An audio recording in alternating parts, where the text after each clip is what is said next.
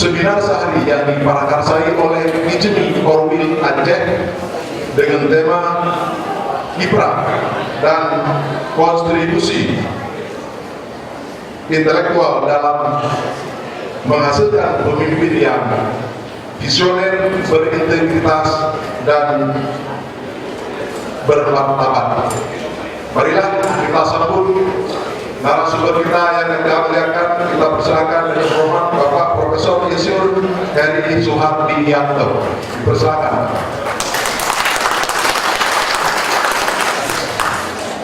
Beliau adalah Guru Besar Institut Pertanian Bogor, lahir di Banjarnegara 10 September 1959 tahun. Dan saat ini beliau memegang jabatan pada ISMI Pusat sebagai Wakil Ketua. Pendidikan terakhir beliau adalah di Enjing University Jepang di luar negeri. Jabatan struktural banyak sekali. Saya menyebutkan, maaf Prof, yang terakhir saja karena banyak sekali, yaitu Rektor IPB periode 2007 sampai dengan sekarang, masih periode kedua.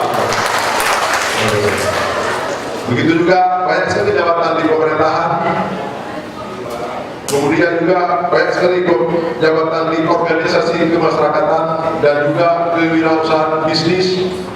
Prestasi banyak sekali. Salah satu yang sangat tertarik di sini adalah dosen terbaik penilaian oleh mahasiswa tahun akademik 2008-2009 Departemen Pertanian Fakultas Teknologi Pertanian IPB Bogor tahun 2009. Dan juga publikasi-publikasi karya ilmiah nasional dan internasional banyak sekali saya tidak sebutkan. Simposium dan workshop banyak sekali beliau telah memberikan pengalamannya kepada seluruh umat manusia yang ada di Indonesia dan di luar negeri.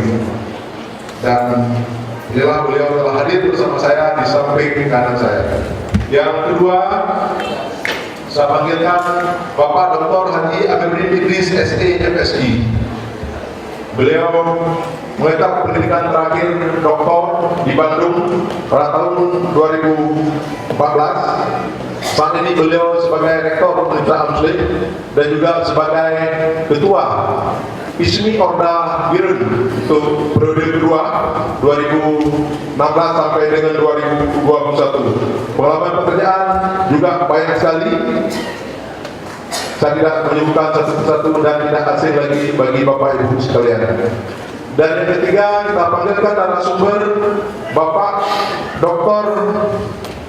Hidin Sofyan. Beliau adalah Wakil Rektor 1 Universitas Siahwala dan beliau adalah juga putra Aceh. Beliau Doktor Statistik, lulus dari Universitas Humboldt Berlin, Jerman, ahli statistik. Ketiga narasumber telah berhadir di depan kita bersama. Kepada bapak-bapak sekalian, pada hari ini kita dimintakan untuk memaparkan seminar nasional dengan tema kiprah dan kontribusi intelektual dalam menghasilkan pemimpin yang visioner, yang berintegritas, dan yang bermartabat. Waktu dan tempat kami persilakan mungkin itu yang pertama untuk Prof. Insinyur Heri Suhardiyanto PhD. Silakan Prof. Bismillahirrahmanirrahim. Assalamualaikum warahmatullahi wabarakatuh. Alhamdulillahirrahmanirrahim. Kita bersyukur karena Tuhan SWT dapat melanjutkan pertemuan kita sore hari ini dengan pemaparan beberapa pandangan yang mudah-mudahan bermanfaat untuk kita semua. Jadi kita bisa kaji bersama kira-kira bagaimana implementasinya. Pada saya diminta menyampaikan beberapa pandangan mengenai bagaimana kontribusi kita sebagai kaum intelektual dalam konteks supaya menghasilkan pemimpin yang kita perlukan sebagai umat. Online yang akan saya paparan saya akan meliputi, kita mulai dari cita-cita merdeka. Pemimpin ini kan tujuannya untuk mewujudkan bangsa. Ketika bicara bangsa, bicara umat, ini dua hal yang sangat penting. Itu kalau bicara kebangsaan, bangsa Indonesia. Kalau bicara keumatan, umat Islam. Jadi ISMI itu harus memikirkan dua hal itu secara seimbang, keindonesiaan dan keislaman, kebangsaan dan keumatan. Bagaimana permasalahan bangsa kita, politik, hukum, ekonomi, sosial budaya, dan agenda kebangsaan dan keumatan itu apa saja yang harus kita tunaikan. Kepemimpinan itu seperti apa yang sebaiknya, ideal menurut kita, dan bagaimana kontribusi ISMI dan perkembangan konsolidasi, terutama di Majelis Pengurus Pusat. Di dalam pembukaan Undang-Undang Dasar 45 kita harus kembali ke sana. Cita-cita bangsa itu tercantum sebagai berikut. Indonesia diharapkan menjadi negara yang merdeka, bersatu, berdaulat, adil dan makmur. Ini kata kunci yang harus diimplementasi oleh siapapun. Jadi para mahasiswa utamanya ini juga sebagai penerus ya perjuangan bangsa kita harus betul-betul paham. Kemudian berberi kehidupan kebangsaan demokrasi, melindungi segenap bangsa dan seluruh tumpah darah Indonesia, memajukan kesejahteraan umum, mencerdaskan kehidupan bangsa. Jadi kehidupannya yang harus cerdas. Jadi ini penting sekali, bukan hanya kita cerdas ya, belajar, tapi kehidupan kita harus cerdas. Dan berbagai hal yang sangat penting sudah kita selalu pelajari di dalam berbagai kesempatan. Tetapi Bapak Ibu sekalian, saudara yang saya hormati, kita sebagai bangsa sedang menghadapi permasalahan bangsa yang tidak mudah. Pertama, kehidupan politik dan hukum, korupsi pejabat negara, suap gratifikasi baik eksekutif, legislatif maupun yudikatif, ada di mana-mana terjadi. Ini kompak-kompakan korupsi, eksekutif, legislatif, yudikatif, semuanya kalau tidak kuat imannya gampang tergoda. Hanya mereka yang kuat imannya ketika menjadi pejabat bebas dari hal-hal semacam ini. Pak Amiruddin ini mantan wakil bupati, lolos sampai tuntas. Kita harapkan beliau adalah pemimpin yang bebas dari persoalan-persoalan semacam ini dan insya Allah menjadi pemimpin kita ke depan yang lebih baik lagi. Ada persoalan juga liberalisasi sistem kepartean dan pragmatisme politik. Politik biaya tinggi, pilkada langsung ini juga luar biasa. Money politik sampai kemana-mana, luar biasa. Dan transaksi luar biasa selalu terjadi dalam pilkada.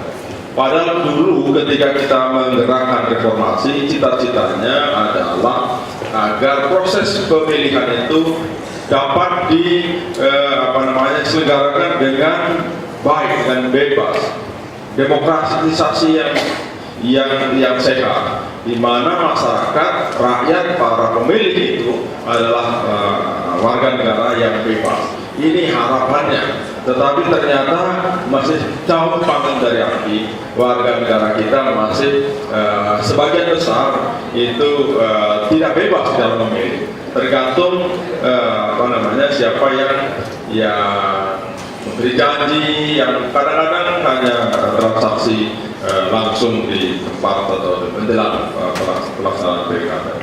Kerancuan sistem ketatanegaraan pemerintahan berpotensi bertentangan dengan persoalan semangat konstitusi. Ada sistem presidensial yang parlementer, kewenangan DPR terlalu besar, otonomi daerah kurang terarah. Otonomi daerah ini juga membuat kita terfragmentasi. Ini persoalan yang tidak mudah. Ya, tidak ada agenda besar yang kita kawal dari pusat sampai daerah.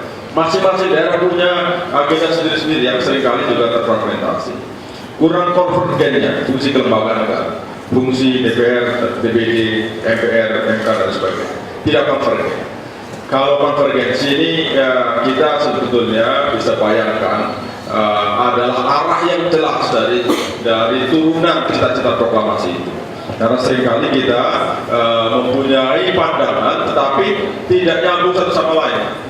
Kalau kita yang belajar ilmu fisika, para mahasiswa tahu barangkali ya, ada vektor 1 dan vektor 2, resultannya seperti apa.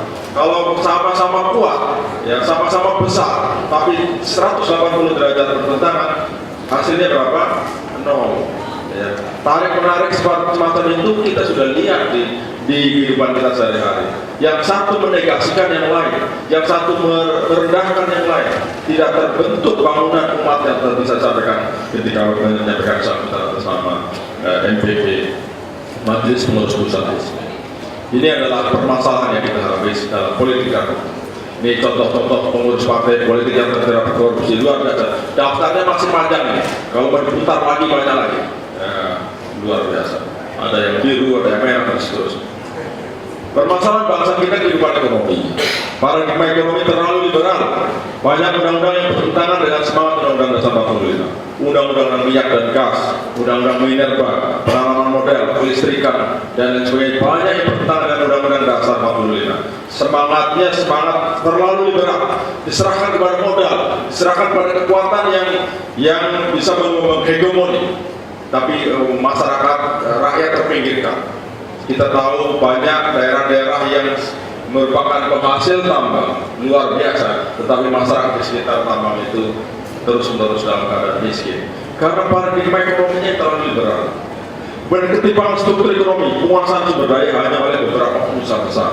Ini harus kita akhiri. Kita harus perkuat basis-basis pertumbuhan ekonomi daerah, utamanya melalui bidang-bidang yang kita tahu dan kita mampu menggerakkan rakyat, umat untuk bisa berperan di sana. Jangan umat hanya menjadi penonton dari aktivitas-aktivitas perusahaan-perusahaan besar saja. Kebijakan fiskal yang belum berdaulat, jumlah utang kita sangat besar. Tidak adanya keberpihakan sistem keuangan perbankan pada sektor mikro, kecil dan menengah. Mereka yang dalam keadaan lemah semacam ini juga sulit mendapat modal. Kebijakan perdagangan dan industri yang liberal. Kita terus impor pangan, ribut saja impor apa tidak impor, padahal kita sesungguhnya mampu mencukupi kebutuhan pangan kita sendiri. Kalau memang kita sungguh-sungguh, kalau kita memang sangat bersungguh-sungguh untuk membangun sistem produksi pangan nasional kita. Ini kita karena tidak mau sungguh-sungguh, mau jalan pintas saja, kurang sedikit impor. Padahal impor itu memperlemah semangat produksi para petani kita.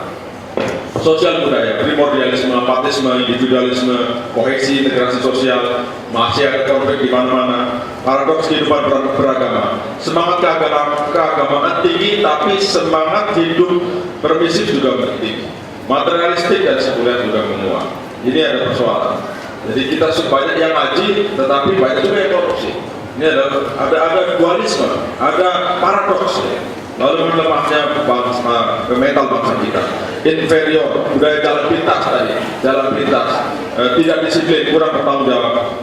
Kalau kita lihat di jalan ini kan kita seringkali ada istilahnya polisi tidur karena rambu lalu lintas batas maksimum kecepatan itu tidak laku. Batasnya 100 tapi batasnya 40 tapi di atas itu. Rupanya orang Indonesia ini kalau dengan kejutan, dengan polisi tidur baru dia ngerem. Jadi memang level makom harus diatur secara fisik. Tidak bisa dengan tanda-tanda saja, tidak bisa dengan rambu saja. Dan kita kurang menghargai itu. Apa-apa kita seadanya. Ini adalah penyakit kita. Kemudian agenda kebangsaan, politik dan hukum misalnya kita banyak persoalan yang terkait dengan sila keempat misalnya. Disebutkan kerakyatan yang dipimpin oleh hikmat kebijaksanaan dan permusyawaratan perwakilan. Permusyawaratan perwakilan. Jadi kita harus selalu bermusyawarah dan menyampaikan kesempatan kepada para wakil untuk bermusyawarah. Tetapi pilkada langsung ini sesuatu yang tidak cocok sebetulnya untuk Indonesia. Tetapi sekarang sudah terjadi, maka sesungguhnya salah satu cara yang penting kalau kita bisa cari caranya adalah perlu ada musyawarah tokoh-tokoh. Kira-kira siapa yang paling tepat? Kira-kira siapa yang paling aman? Siapa yang paling berintegritas? Siapa yang paling visioner? Siapa yang paling capable? Siapa yang paling mampu? Setelah itu masyarakat mengamini pandangan dari tokoh-tokoh yang visioner, tokoh-tokoh yang berpikir jangka panjang, yang objektif itu. Nah ini memang persoalan yang tidak mudah. Karena itulah maka saya mengusulkan ada semacam National Pool of Politicians and Statesmen, rekrutmen terbuka kader terbaik bangsa. Kemudian juga efektivitas struktur dan fungsi kelembagaan negara ini masih persoalan yang tidak mudah. Karena itulah agenda yang harus kita lakukan adalah reinventing visi ekonomi, reinventing kemampuan kita dalam kemandirian pangan, ketahanan energi, pengurangan pengangguran dan pengentasan kemiskinan. Saya dengar di beberapa daerah Aceh, mudah-mudahan di Biren tidak seperti itu. Kemiskinan dan pengangguran ini masih luar biasa berat. Ini suatu PR yang harus kita garap, dan ICMI dengan kecendekiawannya harus mampu menangani persoalan ini. Karena ICMI sebagai cendekiawan, dia mampu mengaitkan antara ilmu-ilmu, pengetahuan dan teknologi, juga dasar-dasar iman dan takwa dengan konteks yang ada di sekitarnya. Ini adalah fungsi kecendekiawan. Karakter cendekiawan itu adalah peduli dengan lingkungan. Karena itulah maka pengentasan kemiskinan, pengurangan pengangguran harus kita jadikan sebagai program yang penting. Penciptaan struktur ekonomi yang berkeadilan. Kita tidak takut kompetisi, tetapi perlu ada keberpihakan bagi mereka yang tidak mampu, bagi mereka kaum du'afa, fuqara wal masakin. Mereka tidak bisa dipertentangkan, diadu dengan pemodal besar dan pelaku ekonomi yang kuat. Kemudian inovasi terkait ekonomi yang basisnya adalah inovasi. Maka banyak sekali inovasi yang kita kembangkan hendaknya dapat ditularkan. Saya baru saja Pak Rektor ya bersama dengan Pak Izin, Wakil Rektor 1 Unsia dan Pak Agus, Dekan Fakultas Pertanian, panen IPB 3S, padi IPB 3S, padi tipe Bali yang merupakan inovasi hasil IPB. Silakan nanti dikembangkan kalau memang berminat di Biren. Ternyata ini ketika produktivitas padi yang lain itu turun di Aceh ini, padi IPB 3S ini dapat bertahan. Bahkan produktivitasnya tertinggi dibandingkan yang lain. Dan di Kerawang beberapa waktu yang lalu panen di IPB3X ditinjau oleh Presiden Jokowi, ubinannya bisa mencapai 13,4 ton per hektar. Kalau hektarannya bisa sampai 0,7 dari angka itu. Ini masih tertinggi dibandingkan dengan padi jenis manapun di Indonesia. Kalau berminat kita bisa kembangkan dan kita jual produknya bukan hanya beras, tapi kita jual gabah sebagai benih, dan itu harganya bisa beberapa kali lipat lebih tinggi daripada beras. Ini adalah kesempatan yang luar biasa. Kemudian bisnis sosial budaya, banyak hal saya kira, transformasi sistem pendidikan nasional, internalisasi pengamalan nilai-nilai Islam dalam kehidupan kita sehari-hari, penguatan literasi sosial, spiritualitas, solidaritas, kedisiplinan, kemandirian, dan lain sebagainya. Nah, berikutnya saya ingin bicara tentang pemimpin. Pemimpin ini macam-macam. Bapak sekalian, ada pemimpin yang asik dengan dirinya sendiri, egois, selalu membesar-besarkan peran dirinya, cenderung ingin dilayani, mudah menyalahkan pihak lain. Dia enemy all cost. Ini pemimpin yang asik dengan dirinya. Nah, mudah-mudahan kita semua tidak menjadi pemimpin yang seperti ini. Karena agenda-agenda tadi hanya bisa dikerjakan oleh pemimpin yang betul-betul efektif, efisien, pemimpin yang berintegritas, yang visioner, dan amanah. Ada pemimpin yang galau dengan dirinya. Ini kalau para mahasiswa tahu ini urusan galau. Tidak jelas keinginannya, dan tindakannya juga tidak jelas. Tapi juga tidak mau belajar. Jadi kalau mahasiswa yang tidak mau belajar itu termasuk kelompok orang-orang yang galau. Tidak ada ya yang nggak mau belajar ya, semua rajin belajar. Tidak mampu mengelola modal intelektual, material, dan nurani. Ini modal yang sangat penting sebagai seorang pemimpin. Dan yang sangat penting kita harapkan adalah pemimpin yang hampir selesai dengan dirinya. Banyak hal-hal yang penting sudah dia tunaikan, sudah dia pegang. Tinggal sedikit lagi, yaitu pengabdiannya kepada umat, kepada bangsa dan negara. Selalu belajar tentang memimpin dengan hati teguh dan teduh, mampu mengelola modal intelektual, material, dan nurani. Jadi 3 kekuatan: modal intelektual, modal material, dan modal nurani. Ini adalah hal yang sangat penting sebagai seorang pemimpin. Pemimpin masa kini yang didambakan umat adalah pemimpin yang dapat mengelola modal intelektual, modal material, dan modal nurani dengan seimbang. Modal intelektual, saya kira kita bisa mengkaji banyak hal yang menjadi kekuatan intelektualitas kita, material kemampuan kita, mengenali persoalan. Tetapi yang sangat penting dan luar biasa sulit adalah modal nurani. Modal intelektual bisa kita pelajari, material juga kita bisa pelajari, tapi modal nurani. Ini adalah mereka-mereka yang teguh dan adaptif. Faith, trust, hope, confidence, passion yang kuat, attitude. Ini adalah mereka-mereka yang mempunyai modal nurani, yang bisa selalu teguh dalam mencapai visi, tapi teguh menghadapi banyak sekali persoalan dan konflik, dan juga adaptif terhadap berbagai persoalan-persoalan yang dihadapi. Ini adalah pemimpin yang mempunyai modal nurani yang kuat. Harapannya adalah bisa ke depan menjadi world leader. Ini saya kira juga tidak tertutup kemungkinan lahir pemimpin kelas dunia dari Aceh. Kalau kita memang betul-betul ya, bisa memadukan revolutionary leader dan visionary leader. Pemimpin yang revolusioner, pemimpin yang visioner. Yang jelas kalau pemimpin yang revolusioner adalah mempunyai kemampuan merevolusioner dan mendorong perubahan secara lingkungan institusi yang dipimpinnya, dan fokus pada driving fundamental change.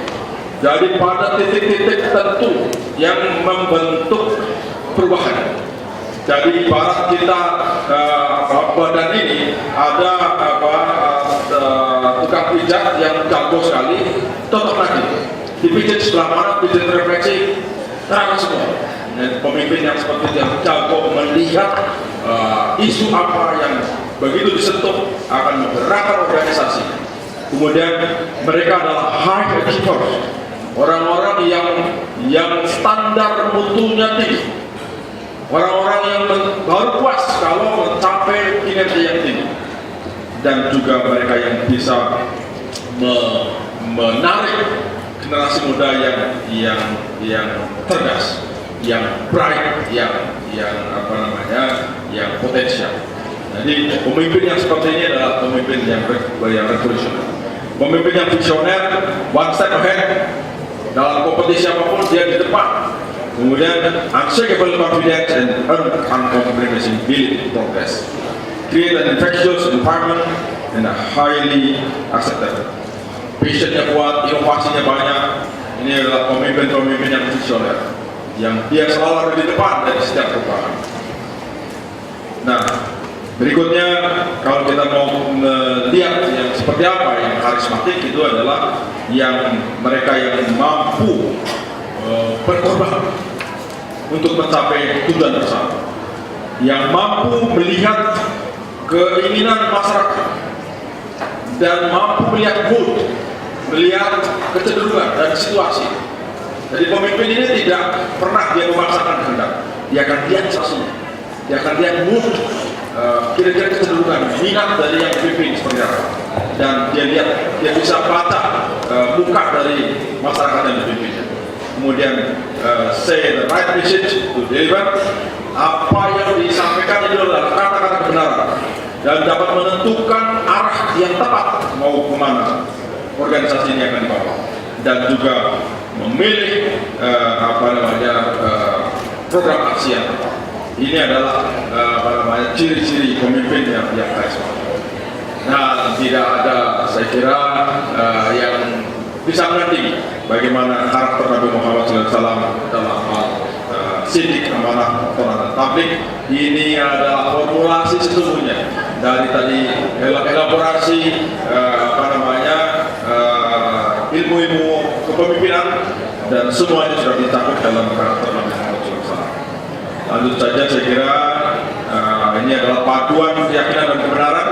Jadi kemuliaan dan keagungan tidak hanya mencapai prestasi-prestasi saja yang duniawi sifatnya, tapi kemuliaan dan keagungan ini yang sangat penting bagi seorang pemimpin yang keyakinannya kuat dan pegang teguh kebenaran.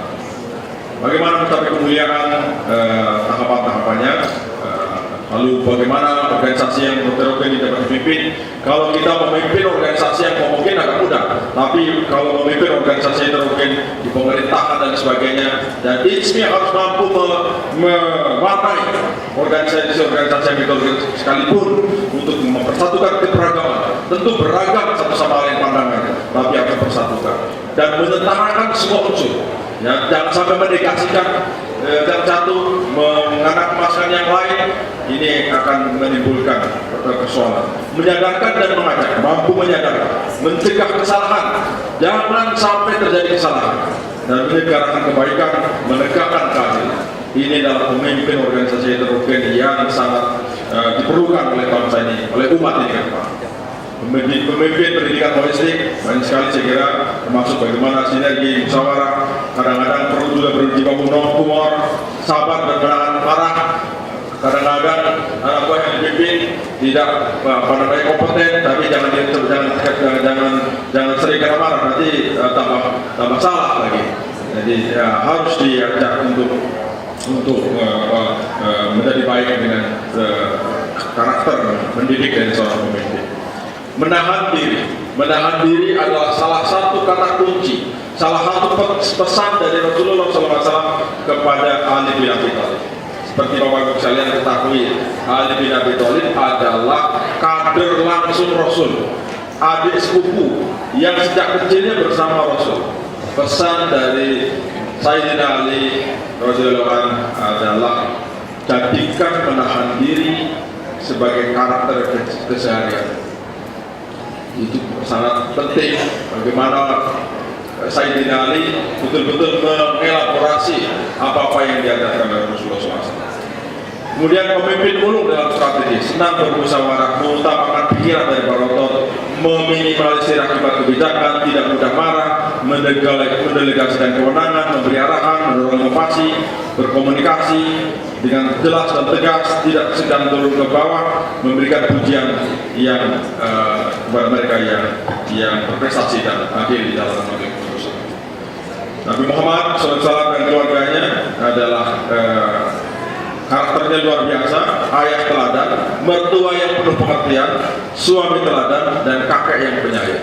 Jadi kalau cari pemimpin, cari calon bupati, cari calon wali kota, cari calon gubernur, harus betul-betul dipastikan dia ayah teladan atau tidak, suami teladan atau tidak, mertua yang pengertian atau tidak, kakek kalau sudah punya cucu, kakek yang penyayang atau tidak. Ini adalah salah satu indikator pemimpin yang baik. Pemimpin yang efektif menerapkan perilaku melayani, self leadership, ini adalah hal yang juga penting. Perlakukan tim secara baik, menyelesaikan tugas dengan sebaik-baiknya. Dan juga dia harus mampu menerapkan matrik prioritas. Apakah pekerjaan itu urgent atau tidak? Ya, penting atau tidak? Jadi kalau pekerjaan itu adalah pekerjaan yang urgent dan penting, maka harus dikerjakan sekarang. Tetapi kalau penting tapi tidak urgent, hantarkan berikutnya. Kalau urgent tapi tidak penting, delegasikan. Tetapi kalau tidak penting dan tidak urgent, ya tidak usah dikerjakan. Ini kadang-kadang kita terbalik-balik, yang nggak penting, yang nggak urgent dikerjakan, tapi yang penting dan yang urgent tidak dikerjakan. Ini adalah hal yang sangat penting, harus betul-betul menjadi sense dari seorang pemimpin. Changing role of the team leader, bagaimana kita bisa melakukan coaching, tentu saja staff directing, supporting, dan reinvigorating. Kemampuan pemimpin mulai dari mengeluarkan kekuatan yang tersembunyi, potensi yang dipimpin selalu ada, kemudian mengeluarkan semangat kebersamaan dan mengubah keadaan menjadi lebih baik. Ini adalah pemimpin yang kita cita-citakan. Ini berikut adalah bagaimana kita belajar dari pemimpin kepemimpinan yang merupakan prinsip-prinsip budaya lokal. Saya mohon maaf belum tahu nih kalau pelajaran kepemimpinan di Aceh seperti apa. Kalau di Jawa itu ingarso suntulodo, ikmat diomangun karso, tuturi handaya. Kalau di depan memberi teladan, di tengah dia membangun semangat, kalau di belakang dia mendorong, dimanapun dia berperan. Kalau di Sunda silih aksih, silih aksa, silih aksih. Nah, Dan di Minangkabau ini pemimpin itu didahulukan selangkah, ditinggikan strategi. Jadi dia tidak boleh terlalu jauh dari yang dipimpin. Dia boleh dihormati, tapi tidak boleh terlalu tinggi menghormati. Strategi cukup, selangkah lebih depan, tapi tidak boleh terlalu jauh, tidak boleh terlalu tinggi. Harus dekat, tapi juga harus dihormati. Ini yang sangat penting, harus dibangun. Nggak tahu nih kalau di Aceh apa yang saya ingin belajar ini. Yang terakhir saya ingin mengajak kepada sekalian tamsil dari Al-Quran, yaitu tamsil pohon, yaitu pohon yang betul-betul memang bermanfaat, seperti juga pemimpin. Ya. Ini harus kita wacanakan dalam kehidupan kita sehari-hari. Kita harus mampu menjadi seperti pohon yang mempunyai akar yang menghunjam ke bumi, mencari saripati. Pemimpin harus sungguh-sungguh berketetapan hati untuk tidak lelah belajar dan mencari kebenaran. Nah, di pemimpin itu harus betul-betul ngejar betul benarnya urusan ini bagaimana. Jangan hanya dengar saja, jangan hanya mendapatkan laporan saja. Dia harus tidak lelah untuk belajar dan mencari kebenaran. Yang kedua, pemimpin ibarat batang pohon yang kokoh, lentur, menahan kencangnya terpaan angin. Dia mempunyai karakter yang kuat dan pendirian yang teguh, mempertahankan prinsip dalam menghadapi berbagai ujian yang kadang-kadang sering datang tak juga. Jadi pemimpin harus teguh juga, harus mampu mempertahankan prinsip. Kalau pemimpin tidak mampu mempertahankan prinsip, yang dipimpin bingung nanti apa yang harus diperjuangkan. Kemudian pemimpin juga harus seperti pohon yang pucuknya menjulang tinggi. Dia harus memiliki cita-cita yang tinggi untuk institusi yang dipimpinnya, walaupun seringkali boleh juga sekali-sekali menuntut. Jadi pemimpin ini kalau bisa mohon kita yang dipimpin memahami kalau pemimpin itu menuntut capaian kinerja tertentu, mutu kerja tertentu, memang harus menuntut pemimpin. Kalau pemimpin nggak pernah menuntut, susah kita nanti. Ya. Jadi memang pemimpin itu kadang-kadang perlu menuntut anak buahnya harus begini, harus begitu. Memang harus begitu. Kemudian pemimpin juga harus mengayomi, santun, peduli, dan mencintai sesama. Mudah-mudahan ini yang dapat saya sampaikan bermanfaat bagi kita semua. Assalamualaikum warahmatullahi wabarakatuh. Waalaikumsalam. Mari kita beri aplaus pada Bapak Prof yang telah menyampaikan sangat banyak, lebih kurang ada 30 menit. Tapi mohon sabar Bapak Ibu, nanti kita ada mungkin tanggapan ataupun diskusi kita akan kita lanjutkan setelah 3 narasumber ini menyampaikan materi. Dipersilakan untuk Bapak Rektor.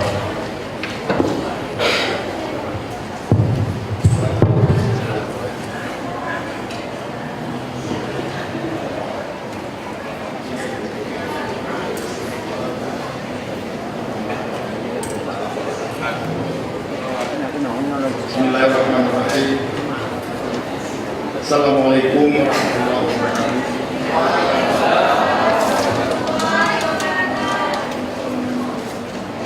Pertama, marilah sekali lagi ikut kita sendiri memanjatkan puji syukur kepada Allah Subhanahu wa taala. Selawat dan salam pangkuan alam Nabi besar Muhammad SAW. Terima kasih pada Pak Marwan, moderator, pada muzakarah seminar pada sore ini. Hakul yakin, saya sangat percaya sebiannya adalah umat Tritunggal kita ambil dari Bapak Rektor TV, karena untuk Bapak Proferi adalah jarang, jauh, susah, banyak sekali yang akan dibahas. Dan saya dengar, saya melihat juga di depan para peserta muzakarah ini sudah ambil pulpen, sudah catat-catat, pasti ada banyak hal yang akan ditanyakan, diminta ataupun diminta informasi, tanyakan pemikiran-pemikiran daripada Bapak Rektor ITB. Namun karena tidak diatur oleh rektor, kami mungkin hanya sekejap saja, sedikit saja 5 menit, karena sebentar juga kita tunggu Bapak Dr. Hidir, Rektor 1 Syahkuala juga akan bicara masalah ini. Di sini hadir Bapak Rektor 3 UIN Naramiri dan banyak sekali pakar-pakar lagi, Pak Dr. Yusuf dan lain-lainnya. Tapi saya hanya mungkin inti 5 menit daripada makalah kami. Makalah kami bisa diminta ke panitia, mungkin telah dikopi apakah makalahnya ataupun presentasi ini, tapi hemat waktu mungkin 2-3 menit kami ambil intinya saja. Intinya di sini adalah pada muzakarah seminar dalam rangka pengukuhan pelantikan Ismi Oda Giren oleh tim panitia mengambil tema yaitu kiprah dan kontribusi intelektual dalam menghasilkan pemimpin yang visioner, integritas dan bermartabat. Karena tahun ini adalah tahun dekat, tahun pemilihan pemimpin. Apakah dia wali kota, bupati, gubernur.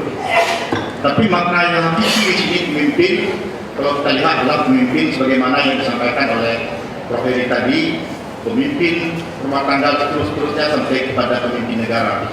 Tapi di sini pasti peserta muzakarah ini berpikir diinginkan pemimpin adalah ini pasti hari ini karena sedang panas-panasnya mungkin menjelang tahun-tahun pemilihan kepala daerah, terus berpikir dalam hati masing-masing dalam pemikiran, pasti pemimpin pasti. Tapi saya pikir tidak salahnya juga kalau berpikir hal seperti ini. Di sini peran atau kiprah intelektual, saya pikir intelektual ini tidak bisa dipisahkan dengan kampus, tidak bisa dipisahkan dengan perguruan tinggi, dengan lembaga-lembaga ilmiah lainnya. Maka di sini kami peran ke depan, harapan daripada kampus tentunya adalah dalam hal melaksanakan sesuatu oleh kepala daerah, bupati, wali kota, gubernur adalah sebagaimana yang telah disampaikan di beberapa seminar, di beberapa lokal karya, pengalaman kami, apakah pengalaman mengelola kampus, pengalaman di pemerintah daerah, pengalaman mungkin melihat beberapa kabupaten kota. Pemimpin yang sukses adalah, atau kepala daerah yang sukses adalah, atau kepala daerah yang kalau dikatakan sukses, semua sukses mungkin, tapi kepala daerah yang cepat sukses adalah kepala daerah yang memanfaatkan intelektual kampus. Di sini maknanya di sini adalah segala sesuatu yang dianggap vital dalam kebijakan decision makingnya adalah berbasis research, berbasis analisis, tidak melaksanakan sesuatu mungkin karena kepentingan sesaat, kepentingan kelompok saja, kepentingan tertentu, kepentingan finansial ataupun kepentingan cepat daripada yang dilihat dari permukaan saja. Banyak kita menyampaikan dalam kiprah kepemimpinan ini kalau salah kita akan rugi 5 tahun. Tapi kalau menurut pemikiran kami di kampus, bukan rugi 5 tahun, maka malah rugi bertahun-tahun, berpuluh-puluh tahun ke depan. Karena apa yang dilaksanakan 5 tahun itu adalah hanya kepentingan 5 tahun, bukan kepentingan 5 tahun, tapi kepentingan 10, 20, ratusan tahun ke depan. Apabila hal ini tidak ada fondasi dari research, maka apa yang disampaikan 5 tahun itu akan sia-sia pada periode berikutnya. Di sini juga kami sampaikan beberapa pengalaman kami, kunjungan beberapa daerah, selalu yang cepat sukses adalah pemimpin yang ada kolaborasi, ada kerjasama dengan kampus. Di sini adalah kami kedepankan dalam kebijakan-kebijakan pemerintah, saran pemikiran kita kampus intelektual tidak bisa dipisahkan adalah ada kerjasama yang bagus, kerjasama yang baik, berpijak pada latar belakang, berpijak pada fondasi yang pertama research dan libatkan kampus. Jadi dalam hal ini pemerintah, kampus intelektual, dunia usaha dan masyarakat. Tiga pilar ini adalah tidak bisa dipisahkan dalam meletakkan sesuatu dalam pembangunan suatu daerah. Banyak sekali daerah-daerah yang cepat berkembang. Kami panjang lebar berbicara tadi dengan Pak Rektor ITB. Ada kabupaten-kabupaten yang memanfaatkan kampus, umpamanya dalam hal membina masyarakat dalam peternakan, membina masyarakat dalam basis-basis perekonomian. Di kampus adalah memiliki intelektual, memiliki ilmu, memiliki pemahaman, ada tenaga, ada skill, ada ahli. Sementara di pemerintah adalah ada uang, ada tenaga, dan ada biaya. Maka apabila itu dipadukan, alhamdulillah, adalah daerah itu, saya tidak katakan sukses, tapi akan lebih cepat sukses. Bapak Ibu sekalian, peserta seminar musyawarah hari ini, mungkin Bapak Ibu bisa melihat, mungkin sekitar berapa puluh kabupaten kota di Provinsi Aceh ini bisa kita menganalisa. Ada kabupaten kota yang sangat cepat berkembang, adalah ini akibat kolaborasi kerjasama antara kampus, pemerintah, dan dunia usaha dan lainnya masyarakat. Di samping itu adalah pemikiran-pemikiran kampus biasanya adalah apa yang dilakukan itu adalah akan tepat karena berbasis daripada research, berbasis pada analisis, dan berbasis daripada penelitian. Sebagai contoh adalah umpamanya di sini ada kesuksesan bantuan dari pusat yang pernah kami terima ataupun di dalam dunia pendidikan. Dulu adalah Kementerian Pendidikan Nasional. Pada saat Menteri Pendidikan pada waktu itu adalah memberi bantuan hibah kompetisi pada kampus-kampus. Itu sangat bagus, sangat layak dicontoh. Saya beberapa tempat itu adalah selalu mengungkapkan ide-ide tersebut. Pada saat sebelum dibantu dana kepada kampus tersebut, ada tim dulu, ada proposal dulu, layakkah atau tidak, ada desk collection, ada visitasi lapangan, dibantu umpamanya 20 miliar. 20 miliar itu jangan bantu sekaligus, mungkin multi-yes. Coba pilahkan ke 3 tahun. Tahun pertama dia sukses enggak? 30%. Kalau sukses baru diberikan pada tahun kedua 35% lagi, tahun ketiga 30%. Jadi itu adalah berbasis riset dulu, maksudnya penelitian, analisis dulu. Kemudian yang diberikan itu tidak ke sana terus, tapi ada riset dulu, ada telaah dulu, ada analisis dulu. Jadi memberikan tenaga nanti ke orang-orang di pinggir laut, tapi orang di pinggir laut akan kita berikan perikanan. Hal seperti itu adalah penting. Yang selama ini mungkin banyak pembangunan yang dirasakan oleh masyarakat hanya sesaat, sebentar saja. Ternyata setelah dilaksanakan proses pelaksanaan pembangunan itu 2 tahun terbengkalai, akhirnya tidak tepat sasaran, bukan pada tempatnya. Insya Allah apabila ini intelektual, kita kampus dilibatkan dalam ini, mungkin itu tidak akan terjadi. Demikian bila taufiq hidayah. Assalamualaikum warahmatullahi wabarakatuh.